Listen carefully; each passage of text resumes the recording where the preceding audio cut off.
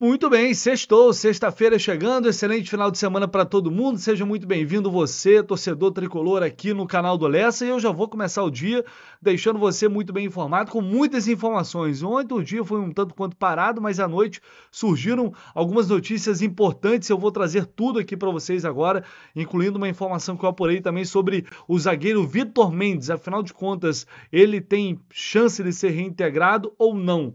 E por falar em zaga, o Fluminense está emprestando o zagueiro Luan Freitas e tem também a possibilidade de contratar um jogador importante, inclusive com condições de ser titular nessa função. É um foco também nesta janela de transferências. Caio Paulista, o São Paulo já fez um contato informal para tentar viabilizar a compra do Caio Paulista, mesmo 6 meses antes do término do contrato. E o River Plate, não é que foi punido pela Conmebol, agora será que essa punição é realmente ou minimamente razoável? Enfim, tudo isso aqui neste vídeo. Já chega deixando o like aí, se inscrevendo no canal se você não está inscrito. Se inscreva aí no canal do Lessa, muito importante. Conto com a ajuda de vocês todos os dias aqui. Vamos bater essa meta de 70 mil inscritos e partir rumo aos 100 mil o quanto antes. E claro, isso só será possível graças a vocês que estão todos os dias por aqui. Apurou, confirmou, publicou, emplacou!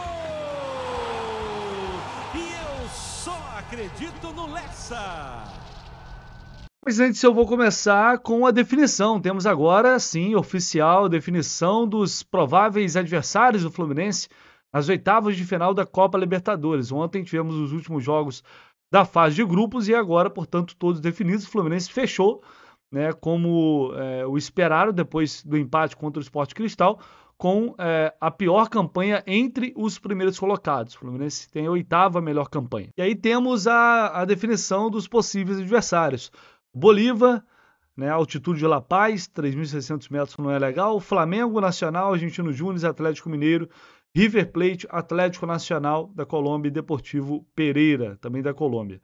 Agora, é claro que olhando para isso aqui, eu até falei ontem, não dá para ficar escolhendo, mas é evidente que você, podendo pegar um adversário, né, tecnicamente mais fraco nas oitavas, o português, claro que é melhor, claro que é bom. Você pegar Atlético Mineiro, pegar Flamengo, pegar River Plate, isso não é confronto para agora, isso é confronto para semifinal, para final, quarta de final, tudo bem, porque já está mais afunilado. Agora não, né? Não precisamos, convenhamos, não precisamos, não tem essa necessidade. Mas a gente já imaginava que favoritos como Flamengo, Atlético Mineiro nos grupos, não conseguiram a primeira posição, e aí vai para o pote 2 e a gente tem a chance de ter um Fla-Flu nas oitavas, de ter um Fluminense River Plate de novo, de ter um Fluminense Atlético Mineiro, enfim, são cenários mais negativos. E a gente sabe que o Fluminense em sorteio é uma coisa complicada, né? Sabemos disso. Falei ontem aqui, importante lembrar, se o Fluminense vai para as oitavas, avança para as quartas, e depois pega um time que o Bolívar, por exemplo, que fez 12 pontos, né, na fase de grupos. O Fluminense fez 10. Mas se o Fluminense nas quartas de final enfrenta o Bolívar, o Fluminense decide em casa porque aqui ele fechou com uma campanha melhor dos primeiros colocados. Tá? Ele foi primeiro colocado, então mesmo ele tendo menos pontos, ele vai ter a vantagem de decidir em casa. Importante ressaltar isso, porque é um cenário que pode acontecer na próxima fase. Agora é aguardar o sorteio. Na próxima quinta-feira, às 13h, vamos conhecer o adversário do Flu nas oitavas de final. Temos muitas informações importantes aqui. Antes, só um rápido recadinho da Bet7k. Vou deixar um comentário fixado aqui. Se você puder clicar nesse link, se você já tem um cadastro na Bet7k. Se não tiver, puder me dar essa força, agradeço demais. É muito importante aqui para o crescimento do canal, essas parcerias. E já tem cotação para o jogo de amanhã, contra o São Paulo. Vou dar uma dica aqui para vocês. Dupla chance, vitória ou empate do Fluminense, pagando 1,70. Tem também empate no aposta. Né? O empate você não ganha nada, né? Se o Fluminense vencer, 2,45 essa cotação aí, beleza? Claro, não tem só o jogo do Fluminense, o que não falta é opção lá no Bet7k, todos os jogos da rodada. Então, se você puder, me ajuda demais clicando aqui nesse link. Vamos lá, galera. Tem uma situação que já está se arrastando há um tempo, que é a situação do zagueiro Vitor Mendes. Afinal de contas, ele vai ser reintegrado ou não pelo Fluminense, porque até o momento ele não foi condenado, nem na esfera esportiva, nem na justiça comum, não há condenação, né, em relação a essa situação do Vitor Mendes. Vários outros jogadores que foram citados no processo já estão jogando normalmente.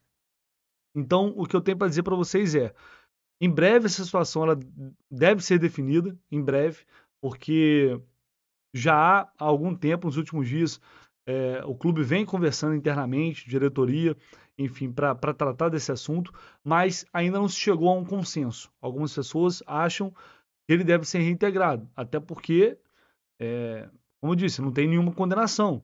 Então ele pode até, lá na frente, usar isso contra o Fluminense, um processo na justiça, por exemplo, porque ele está sendo impedido de jogar, sendo que legalmente não há, né, um impedimento neste momento. Ele não está impedido de jogar.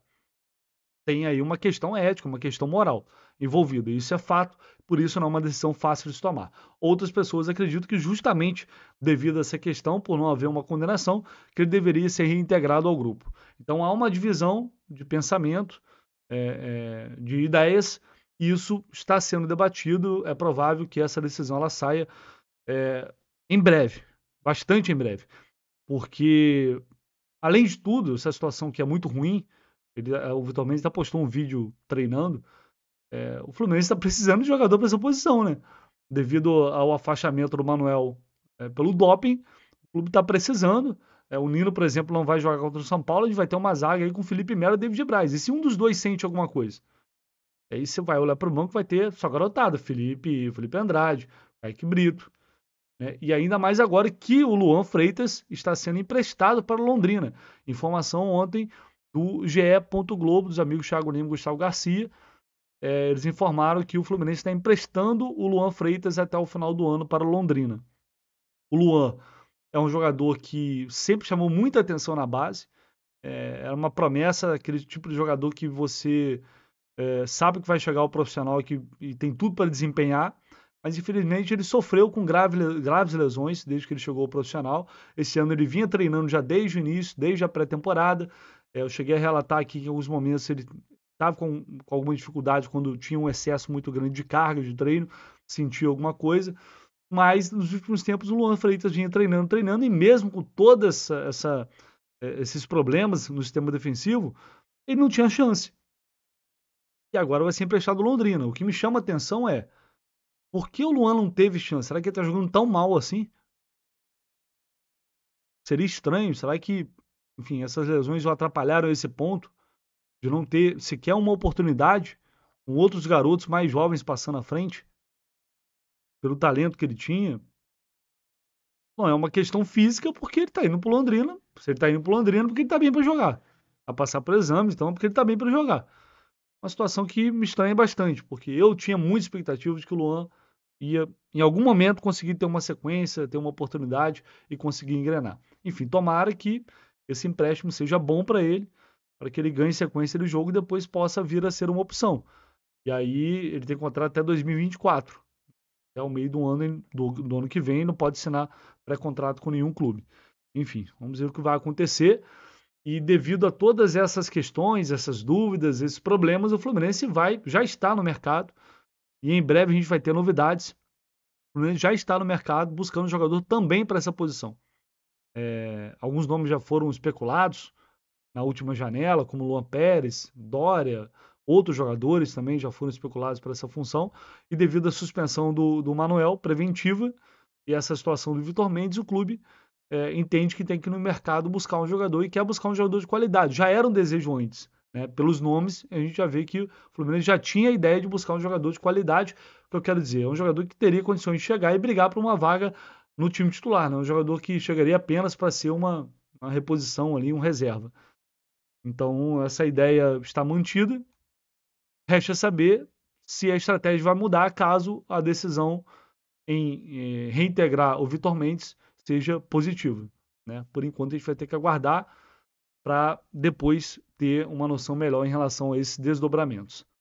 Informação no GE. Globo, lá de São Paulo, dando conta de que o São Paulo fez uma consulta ao Fluminense para viabilizar o início, não de negociação, mas de conversas, para tentar viabilizar a compra do atacante Caio Paulista. Ele tá tão bem lá, tá fazendo tanto sucesso lá, que tá faltando 6 meses ainda pro término do contrato e o São Paulo já tá querendo agilizar isso. Ele foi emprestado com o passe fixado em 20 milhões de reais por 80% dos direitos, sendo que o Fluminense tem direito a 50%. E é claro que o São Paulo tem o interesse de, bom, quero comprar, mas vamos negociar isso aí, vamos baixar esse valor. Não significa que a opção é essa que necessariamente vai vender por isso. Mesmo que seja um pouco abaixo, já seria muito bom. Lembrando que o Fluminense, na época, em 2021, comprou 50% dos direitos do Caio Paulista por $1,5 milhão. Quase 8 milhões de reais na cotação da época, esse valor foi parcelado. Então, assim, o Fluminense se vende, por exemplo, por 16 milhões, o Fluminense conseguiria recuperar o investimento que foi feito no Caio Paulista. Óbvio que o ideal seria lucrar, mas bom, o cenário não é ruim para um jogador que não vinha tendo espaço no clube, para um jogador que, enfim, não tinha muito espaço com a torcida também. Você conseguiria pelo menos reaver o investimento, a depender das cifras finais aí. Para ele enfrentar o Fluminense, o São Paulo teria que pagar R$1 milhão e isso não vai acontecer. Então ele não vai enfrentar o Fluminense no jogo de amanhã. É uma sinalização importante e em breve é possível que os clubes venham abrir negociação em relação ao Caio Paulista. E para a gente fechar aqui, ontem, depois a gente teve a notícia ontem da punição das multas para o Felipe Melo, que saiu imitando galinha, provocando o torcedor do River Plate, e para o Fernando Diniz por atrasar a volta do vestiário. E não é que a Conmebol resolveu punir o River Plate pelos atos de racismo cometidos na partida contra o Fluminense. O clube terá de disponibilizar apenas 50% da capacidade do setor Centenário Alta, isso para as oitavas de final, tá? Isso vai significar mais ou menos 2.500 ingressos a menos. Olha só a punição da Conmebol. Fechar metade do setor Centenário Alta, 50%. Além disso, vai ter também que exibir uma bandeira contra o racismo pendurada na tribuna, além de uma multa de $100 mil, pode chegar aí a quase R$500 mil, 480 e poucos mil reais. Essa é a definição da Conmebol. Isso aqui é o que a Conmebol está fazendo para combater o racismo. É um estádio que cabe mais de 86 mil pessoas, os caras vão tirar 2.500 lugares. Ou seja, vão fechar 50% do Centenário Alta, que é onde também fica o setor visitante, inclusive. Mas aqui fala, exceto o setor visitante. Ou seja, a parte lá em cima do estádio, olha que prejuízo vai tomar o River Plate, né? Pô, imagina, a diretoria do River Plate não deve nem estar dormindo com uma parada dessa. E é tão vergonhoso o negócio que você tem que obrigar o clube a colocar uma bandeira de luta contra o racismo. Eles só fariam isso obrigados. Assim, me dá vergonha, cara. A Conmebol é uma das entidades mais bizarras e mais asquerosas que existe hoje no futebol, na minha opinião, infelizmente. Principalmente em relação a isso. Esse tipo de punição, somando as multas ali do que o Fluminense levou, mais o Felipe Melo, enfim, já dá quase isso aí. Mais um pouquinho já dava isso aí. Então, qualquer coisa que eu levar um sinalizador e botar uma faixa lá onde não deve, dentro do estádio, você vai levar uma multa que vai dar quase isso aí. Então, assim, cara, é muito vergonhoso achar que isso aí, de fato, é combater o racismo. Mas é essa a visão que eles têm sobre o racismo. Não surpreende em nada. É alguma coisa? É alguma coisa, cara, mas, sabe, é muito pouco para um problema que é recorrente, para um problema que é muito grave, para um problema que afeta tanta gente, que machuca tanta gente. Por isso eu não tenho muita esperança de que as coisas vão realmente mudar. É só para dizer que está fazendo alguma coisa ali, pronto. Enfim, é isso, galera. Ao longo do dia a gente volta com muito mais informações aqui no canal do Leste. Deixa aí seu comentário, seu like, não se esqueça. Tamo junto. Valeu!